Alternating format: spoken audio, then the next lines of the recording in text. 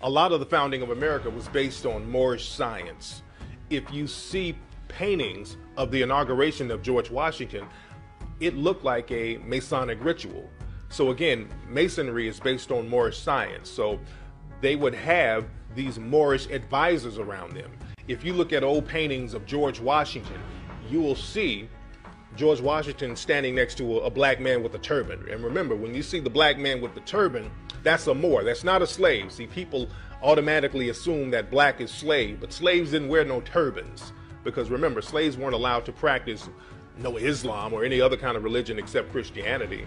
So when you see that turban, that's a black man. And there's a few pictures of George Washington and other people with Moors or black men with turbans standing next to him. When you see that, just know that those are Moors. When that cracker, low-down, wicked beast, Cristobal Colon, was on his genocidal rampage, you have Moors that were captain of the ship. They would have these Moorish advisors around them. Why do you think these niggas brag about the fact they were signing treaties with these crackers at the same time our people was in slavery? That's a Moor, that's not a slave. They were signing treaties with these crackers at the same time our people was in slavery. Ask yourself that question.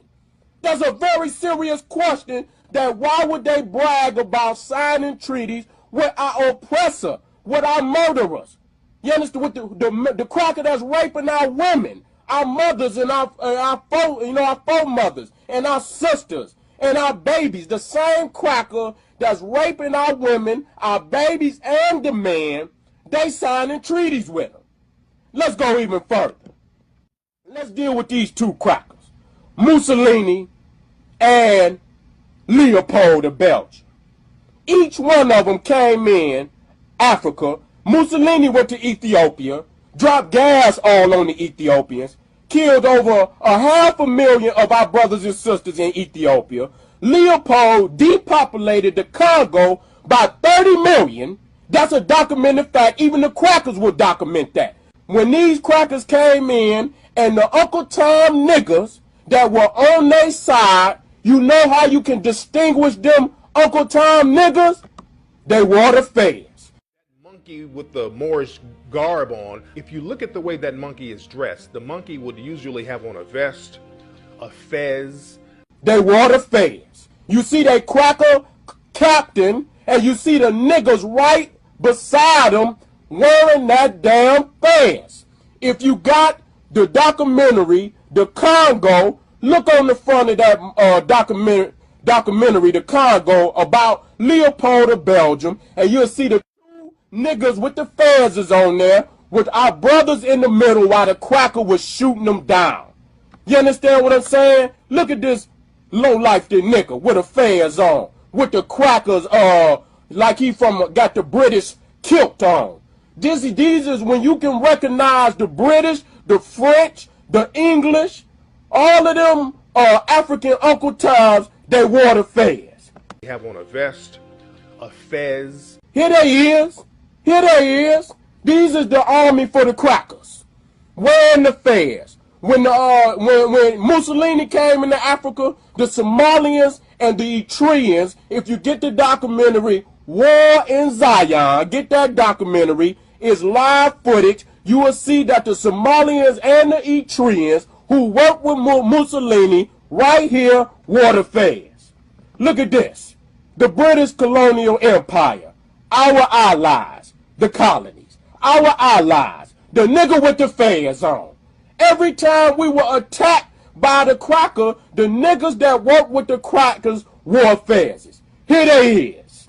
Here they is. Here's the niggas that work with the crackers, wearing the fez.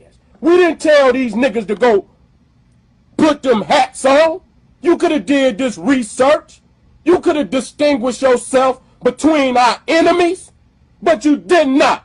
You went and put they damn hats on your goddamn head, and then you put it on us. Say we wrong. No, nigga, you wrong. We got the documented fact. Every time an old Uncle Tom nigga worked with them Peckerwoods, he wore the fez. They would have these Moorish advisors around them. Here's live footage from the Ethiopian-Italian War when Mussolini come down into Ethiopia to commit genocide on our people, killing over 500,000 of our people, and the low-life the nigger traitor that worked right along with Mussolini, you can easily identify him with the feds. You see him right there with the tassels. You see him right there with the crackers armament, while our brothers and sisters only had spears and not highly mechanized artillery. And these niggas know that is shooting highly mechanized armaments at their own brothers and sisters, a part of the genocidal mass murder of our people in Ethiopia. When Mussolini was dropping gas down upon our people, chemical and biological warfare, dropping it down on top of our people, these niggas were side by side with the Peckerwood Italians committing that genocide. So I'm not going to chitter-chatter. I'm going to give you this is actual footage. This is not a movie. This is actual footage of these traitorous niggas with the fez on their head working right side by side with Mussolini. Now, if you African-centered and you say you about your people, you got to ask serious questions. Why would they have done this? Who is responsible for this genocide in Ethiopia? You can't be straddling the fence. These is our enemies. We can easily identify. There's the Peckerwood commander who they following right up the damn hill. This is actual footage. This is actual fact. So I don't want to hear no more chitter chatter with a little corner store Mo who all he want to do is spew rhetoric. You understand? I'm gonna nip it in the bud. You know, after all of this is said and done, you do the research to show them that these individuals were part of the traitorous cracker regime, Arab regime that was committing genocide on our people. Here it is. Here's footage from the documentary, The Congo. You understand what I'm saying? Where King Leopold of Belgium committed a genocide where he mass murdered 30 million of our peoples in the Congo.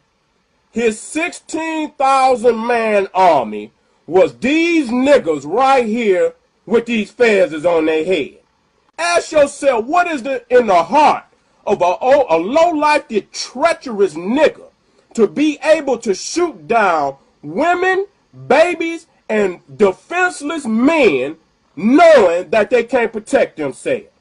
So I put this documentary out there, and here you see our brothers who is discussing it, how they slaughtered our people, how they mass murdered our people, and that they had no defense for the army, the highly mechanized artillery that they had. They knew that these Africans had no system of defense. So they knew exactly what they was doing. And since they had no mercy on them 30 million of our African brothers and sisters in the Congo, then you should have no mercy on them. So don't ride the fence. Continue to do your research. But this is actual documentation of these brothers in the Congo wearing the fez committing genocide.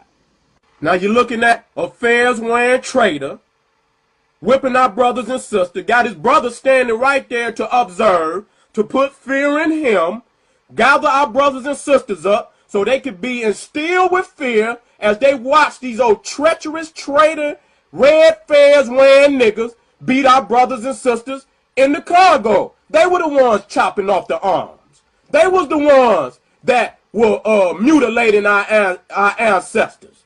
They were the ones, they would burn this tree sap and let it pour down on the bodies of our brothers and sisters to commit this genocide on our people in the Congo. Now what you about to witness is how these red fez wearing traitorous niggas lining our brothers and sisters up for the Peckerwood so that he can murder 3 of them at a time. They did not want to waste bullets on one which they could kill 3 with at one time. Now here the niggas is, red fez wearing, African, wanna be Moors, and they always talking about slavery, that slavery did not happen. That we're not just talking about the slaves that were brought to the Americas. We also talking enslavement of our brothers and sisters on the continent. Quit trying to separate the numbers. We all one people. So the numbers should not be separated. You understand what I'm saying? We know for a fact from the time of the entrance of the Arab slave trade, the European slave trade, the murder of our brothers and sisters on the continent, the murder of our brothers and sisters in Arabia that was carried up out of Africa, taken to also India and China, that the Africans that were murdered on the seas, on the ocean, that never made it to the Americas. We know for a fact that those numbers go into at least 200 million.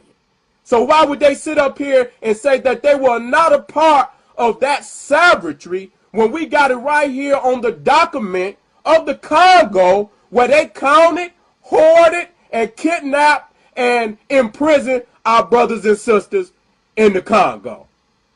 This is documented evidence. Call them out.